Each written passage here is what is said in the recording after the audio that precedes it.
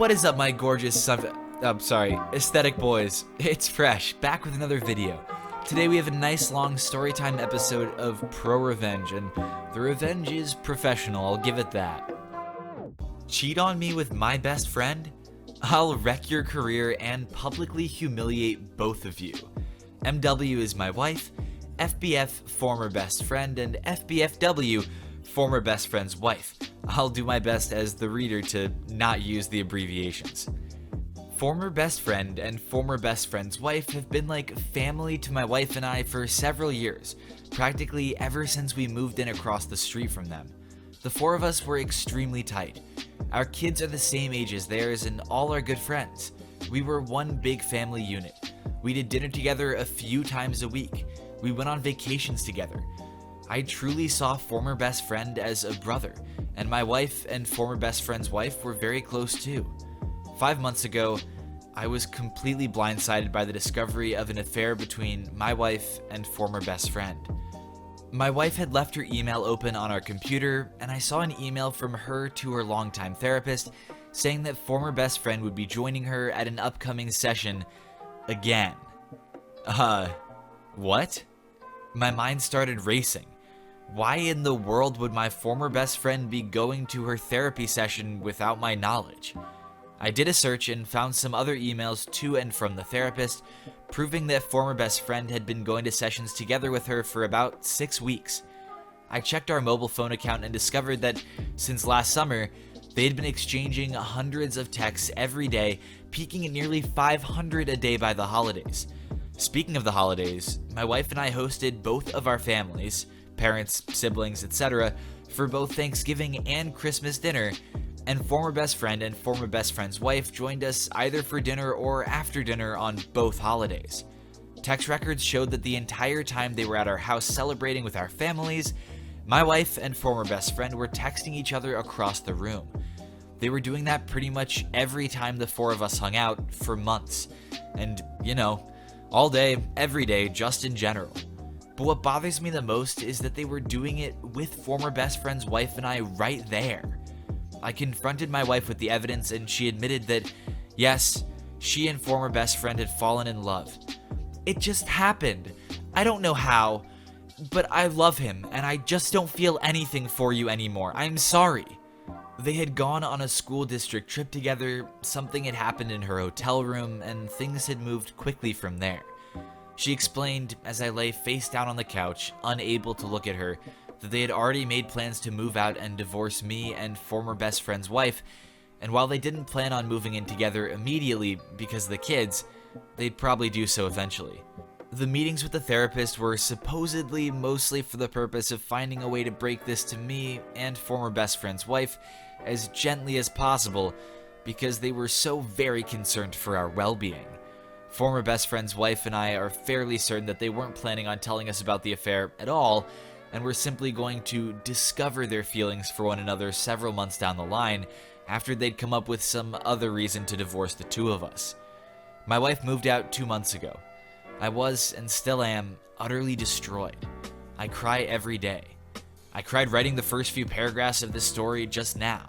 I worry nonstop about the impact on our kids, but I'm also not exactly a shrinking violet when I feel that I've been wronged. And in this case, I was, objectively, very, very wronged. So, a couple of years ago, former best friend ran for a Board of Education seat as a pretty extreme underdog.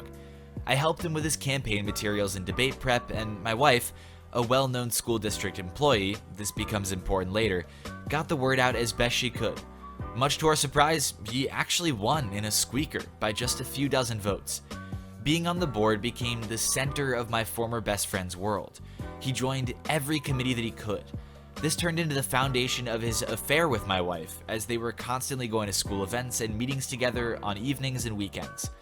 Once I discovered the affair, my thoughts turned pretty quickly to revenge, and it occurred to me that an extramarital affair between a member of the Board of Education and an employee of the school district was at least bad politics and possibly violated district policy. Making things far worse for them was that my wife was in the running for an open administrative position, and everyone knew that she was more or less guaranteed the job and the major pay raise that came with it. She had just finished her master's degree in school administration at the urging of her principal and the superintendent so that she could be promoted to this specific position. I had plenty of evidence of the affair. Texts from both of them admitting to it, text records showing that they were texting hundreds of times a day, emails to and from the therapist, etc. I considered simply emailing all of the evidence to the board and the superintendent, but felt like I, as the grieving betrayed spouse, might not be seen as a credible source. So instead, I invented a fictitious, furious friend who was planning on showing up to the next board meeting and publicly shaming the two of them for their affair. I told my wife that I'd try to talk this person down, but couldn't guarantee that they wouldn't show up and humiliate them publicly. As I expected, this led to former best friend concluding that the only option was for him to preemptively admit the affair to the board. The superintendent subsequently recommended that former best friend resign, which he did. Former best friend's wife said that he was utterly humiliated and crushed, and barely got out of bed for a few days afterward. Once word of the affair and former best friend's resignation started getting around, the superintendent, a longtime friend of both my wife and former best friend, contacted my wife and tearfully informed her that it was no longer politically appropriate for her to be promoted to an administrative position within the district. The position that had been lined up for her was later filled by an outside candidate. This sent waves of confusion and rumor throughout the district, as it was pretty well known that my wife was getting the job. The day after she was informed that she wasn't getting the promotion, my wife and I, despite our crumbling marriage, took our son out to breakfast together on his birthday, and a parent stopped by our table to congratulate her on her new role. She said thanks, then excused herself to go cry in the bathroom for a while. I let the dust settle for a couple of weeks, and then, right before my wife moved out, let them in on my little secret. There was never a furious friend threatening to expose them in the first place. Just me. Word of all of this has gotten around our fairly small town, which former best friend grew up in, and my wife has worked in for nearly 20 years. My wife refuses to talk to me about how things are at work now, but I've heard from some people I know in the district that her formerly spotless reputation has taken a major hit. Former best friend, formerly a gregarious social presence in our neighborhood and at events and pubs in town, has completely gone underground and barely emerges to mow his lawn. He's moving out soon to a horrible little townhouse, which is all he can afford due to all the child support he's going to have to pay his wife. My wife and former best friend claim that they plan on trying to make things work together despite all the public humiliation. I wish them lots of luck with that. I'm sure it will be a lot of fun to show their faces together in town. Honestly, my first reaction, if this story is indeed true, is that it's just sad. It's sad for everyone involved. OP lost not only his partner and the mother of his children, but lifelong friends, his former best friend, a family that he's spent countless thousands of hours with, and then of course the absolute impact on children of both of these families. I mean, they're going to be growing up in split households, which has its own impacts. They're going to have a totally different view of their parents depending on, I guess, how old the kids are. It seems like just nothing good could have come out of such a horrible, horrible action. Now, I will say, as I've been saying for months at this point, karmic retribution, the best kind of revenge out there. OP didn't even have to go out of his way to destroy something they could really never get back, which is their reputation. He simply made the town aware of everything that his wife and former best friend had done, especially given their positions within the town's school system. While it may be satisfying to see OP get revenge on two people who absolutely did him wrong, in his words, objectively very, very wrong, it really is, at the end of the day, a sad situation all around. 3 strikes and you're out? Cool, I got this. I work in sales, and we work as a, quote, team. I have an assistant who helps me get leads and set appointments. Well, this one particular assistant and I did not get along at all. This particular assistant kept going to my boss behind my back to report every little incident, which is really damn annoying. Part of my role as the senior rep was training. However, this assistant was, quote, a former business owner and knew how to do the job and didn't need no help. Well, the appointments the assistant set up had an 80% no-show rate, which is insane. In the past, no-shows would be around 25 to 30%. Not only that, This assistant would constantly argue and bicker over everything, which was really frustrating to deal with. This assistant also created their own lead card and tracking system, which completely sucked and crap fell through all the time. Furthermore, about half of all contact details provided didn't actually work. But what really irked me the most is the assistant constantly sucked up to my manager about all the great things they were doing. My manager was in love with the assistant and kept preventing me from firing the assistant and replacing them. Now, our company had a little-known policy: 3 ethic complaints in a 12-month period and you're fired. Here's the deal, though.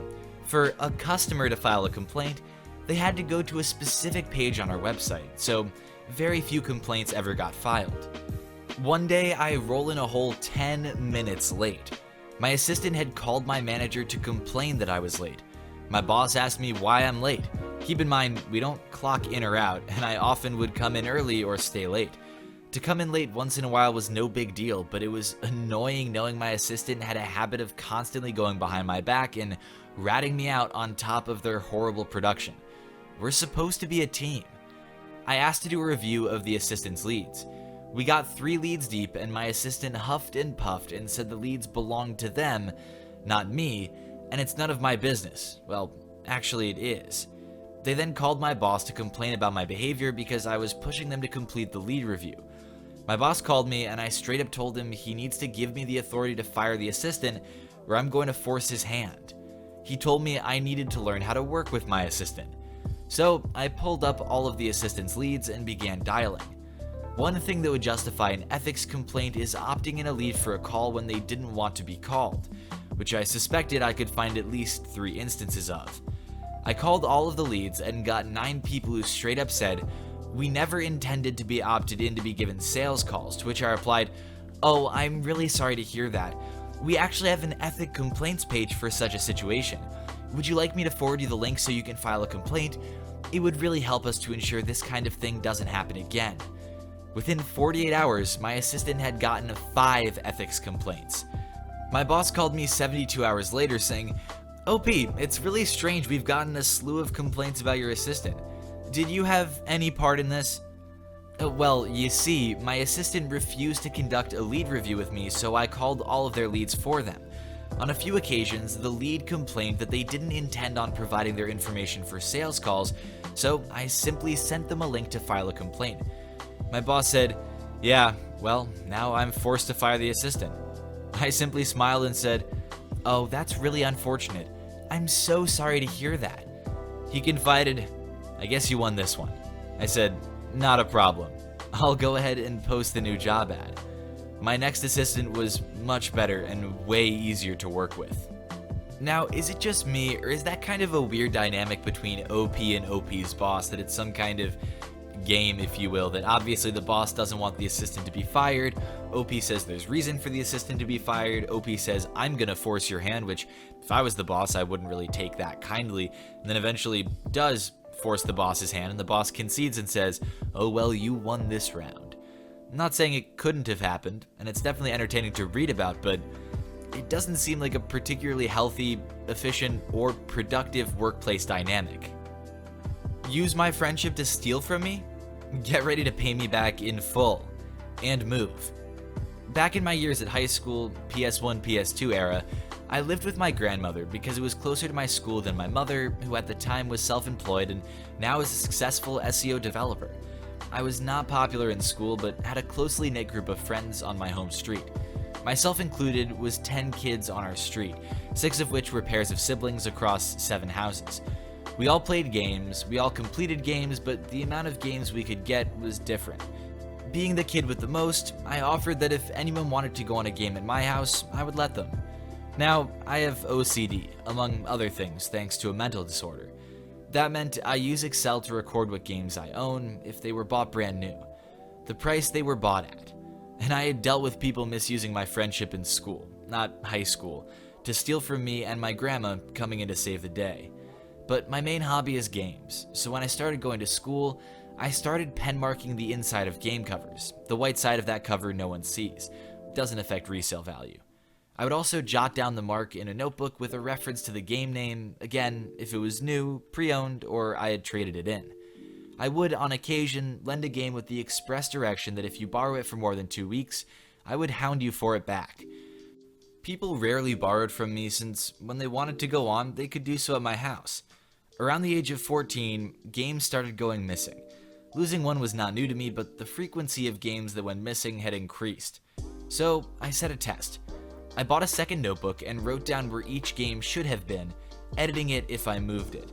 Sure enough, my copy of FF10 in my PC drawer wound up lost. It was then I realized the worst. One of my friends was stealing from me. I knew if I asked anyone on my street about it, whoever was doing it would stop and I would most likely never catch them. Fortunately, the ball was not rolling on certain things. While game FAQs was a thing, it wasn't big enough of a thing in my neck of the woods for anyone other than me to be using it, and I kept it that way by helping anyone on my street with information. Bear in mind as well that the internet was not so readily used as it is now, and a PC did not necessarily mean internet access. A PC was just a workstation for schoolwork, and PC games bought at a store. If you had internet, it either came with dial-up and was used by one person in the house, or you used the Sky Internet keyboard to search using your set-top box. Secondly, and more importantly, it was a 15-minute ride to town and a 2-hour drive to the nearest city. The difference, town did not have a game station. The two places that sold and traded games in town had one policy. The game must come with a box, the disc, and the manual. I spent an hour removing every manual I had from the games and storing them in a box under the bottom shelf of my set of drawers. If someone was stealing from me, they wouldn't be profiting off me anymore. I could glean information from the outside sources that 3 sets of siblings on my street were innocent. Group 1, I'll refer to as sisters, their mother came and helped myself and my grandma clean my great-grandmother's house on Saturdays. I would ask about what they're playing on. If a game that went missing came up, I would ask, "Oh, when did they start on that?" For 2 reasons. 1, their mother was kind and I didn't want to upset her, and 2, to avoid showing any suspicion. However, it was responded with, "I bought it for them," or "They bought it when we were in town." So, innocent. The second pair, referred to as twinnies, got whatever they asked for within reason from their parents, so there was no doubt they were innocent. The third, brothers, the younger couldn't keep a secret, and I was very good friends with him. Helped him in schoolwork, made up the difference if he couldn't quite afford a drink or a chocolate bar, made sure I was an ear for him to talk to. Because I didn't trust the older brother beyond friendship, if the older brother was playing anything that went missing, I would know and how. Again, innocent. That left 3 boys on my street of varying age who I only know on a one-to-one basis. If I had suspects, it would be them. Over 2 years of maintaining the facade that I was blissfully unaware, I kept the helpful nature up enough that no one ever questioned my gaming source, game FAQs. Sure enough, games kept going missing. But I was looking for something. No manuals, no trade-ins, no extra cash towards the latest games. I had actually been waiting for one of the games to go missing that people had seen me play and wanted to play. Vex, a game similar to Mario 64 but replaced stars with hearts. One of the hearts had copy protection on it, and the answer was in the manual, a common practice before it became useless in the internet. And sure enough, a month after finishing, it went missing. A week later, a boy my age, I will refer to as the thief, asked me how to open the chest in the whale. "Oh, it's in the manual." Thief replied that he had no manual and that it was bought at a car boot sale. In my mind, I had got him. His parents didn't go far, so no city trips, or at least rare city trips, and there had been no car boot sales nearby in the last 4 months. I made my play. The thief went to karate practice on Tuesdays between 7 and 9. I waited till 7:10 p.m. and went to his house with my grandma with my notebooks, printouts of my records on game purchases, and a document. I'll get to that in a moment. After a brief talk of disbelief with the thief's parents, I asked if I could prove that their son was stealing, and the parents, thinking I wouldn't find anything, they let me. I walked over to the copy of Vex sat in the front room, showed them the inside with no manual, showed them my notebook, and lifted the cover out of the game box, showing a signed pen mark I had used next to the notebook with the same pen mark on the inside cover. While they were stunned, I took this opportunity to pick up a second and third, point to the pen mark in the book, and then move the label accordingly to show an identical copy. The mother went white. I asked if I could go see if more were in the house. Shocked, the father complied, and after 20 minutes I had 30 plus games on the table in front of them, all missing booklets, all with pen marks on the reverse of the label that matched the inside of the notebooks. But the best bit, upstairs on his PC desk was a note detailing who had what. When I showed them the note, you could see the rage building in the father's eyes, while my grandma talked to the mother about what could happen next, legal ramifications of the thief, how he was now 16 and could be tried as an adult with the right judge. I showed the father where I found the note, and he found folders of records of games owned by others and when he had acquired them and how much he had traded them in for. Yes, it wasn't just me. Over several years, he had been stealing games as far back as the Mega Drive era, playing on them till he was done and then trading them in as his own to get pocket cash. He had only started with me since a few years back, and my grandma had allowed me to move to consoles downstairs for friends to go on the condition that it was only when I had friends around and only one console at a time with only the game we were playing on to avoid making a mess. Going downstairs, I laid out the document I had saved till now. It was a document that myself, my grandmother, and my mother had laid out, detailed that I would not take the evidence I had to police on the condition that every game wrongfully taken was returned to me or the original owner. If in the event it could not, then the full price of the game when I bought it would be returned to my grandmother within 6 months' time, so it could be returned to the rightful owner in one form or another. I had to thank my mother here for the thought of wording it so that in the event I wasn't the only victim, all would have justice, so thanks, Mom. Both parents signed it, I signed it, and my grandma signed it, and the four of us waited. During that time, we talked over how we would handle this and agreed that I would take the folders home and do the research on the retail price on any missing games. When the thief returned, the look on his face was priceless as he stared at the folders and pile of games. In that time, I had called my granddad to help us carry the games and notes down the street back to home. Before leaving, we informed Thief what would happen, much to his dismay. His house is 4 doors down, and across the small one-exit street at the other end is a garden and a modern train line, 2000s, that runs through the town. From 9 till 10, I could hear the father yelling at the thief even when the 9:15 train went past while I was going through the records on my PC, scanning them in on a very basic scanner by today's standards. It felt great, and I found it quite soothing as I combed through all of the records. That weekend, I printed off several copies of the agreement and documents listing what had been stolen from each of my friends or pair of siblings, how much they were worth, and when to expect the money. I returned the folders and gave the parents a copy of the agreement with a value of how much he had stolen from all parties and could not return. They told me they would pay it and it would come out of the thieves' savings and allowance. For the next 4 years. Both me and him were 16 at the time. He would be in his first year of university before he paid his parents back. Unsurprisingly, the karate trips stopped. Once they had closed the door, I pulled several envelopes out of my bag and made the rounds of my streets. Every kid got one of these envelopes that held the information relevant to them and a copy of the agreement. To my surprise, it took 2 weeks for every penny to be given to my grandma. Using the records, I gave each of my friends exactly what they were owed in an envelope to avoid prying eyes. Once that was done, I waited till the following Monday and handed a copy of the agreement to my school. Like most schools, mine had a system to what duties would be delegated to the most trustworthy and well-behaved of the students that both me and Thief were on. The thief was removed from that list, and the staff knew he was a little thieving ass. On my street, he was removed from the circle of friends. We wouldn't talk to him. He wasn't welcome at street events, most certainly not on any trips. In school, he was not allowed on the remaining few school trips because his father wouldn't sign permission slips. After that, I didn't change. Sure, we were one friend down, but none of my games went missing again. At 18, I moved because of college to my mom's, but I'd only used up the money returned to me by then on a 360.